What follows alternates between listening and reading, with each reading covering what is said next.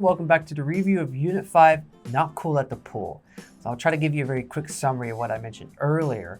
It was about these Mexican women who were just enjoying a day at the pool and North Carolina. And unfortunately, there were some people there who didn't like whether they were speaking Spanish or if it was the Spanish music that was playing too loud. We don't know quite sure, but they reported them to this facility they had paid to enter for the pool. And the management or people working there decided to ask them to leave. And later the police came and unfortunately they did not speak Spanish and so they couldn't communicate to these women. The children had to act as interpreters in this situation. And this was kind of where the video started that went viral. And it shows the children speaking to the officers, translating things, expressing what happened. And when they went to go leave was when the Spanish-speaking officers showed up. So it didn't really resolve the way we'd hoped it would have.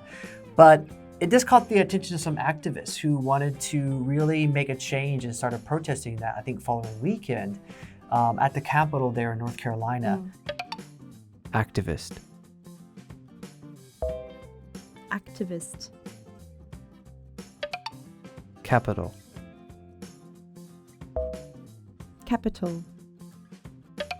Because they had a lot of questions they wanted to ask, like exactly, why were these people removed? It didn't seem very fair.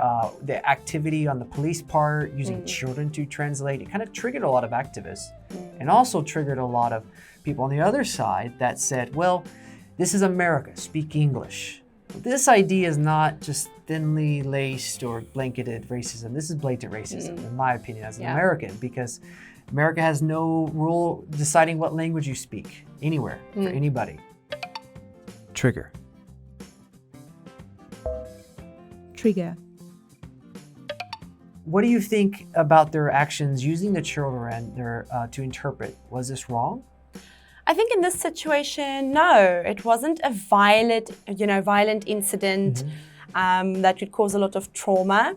I think in this situation, the children could explain what happened, and they were there. They saw what happened, and I don't know if they experienced it themselves. They were with the Mexican ladies. So obviously, if they were there, they know what happened, so they can say, hey, this happened. Right. Yeah. What about you? What do you think? Coming from South Texas, there are a lot of Spanish speakers, a lot of Hispanics and different Latin cultures in my state. And we kind of expect the officers to speak multiple languages, specifically English, Spanish, to communicate. But sometimes it happens where younger children have to translate. There are moments that things are literally lost in translation, cannot be communicated. And so there has to be, some kind of handling of the situation. And in that moment, children are, unfortunately, because they're bilingual, they're necessary. Right. It's just a kind of byproduct of a lot of immigrants in America. America does not have the expectation for you to speak only English. Right. Well, that's it for our review, and we'll see you on the next one.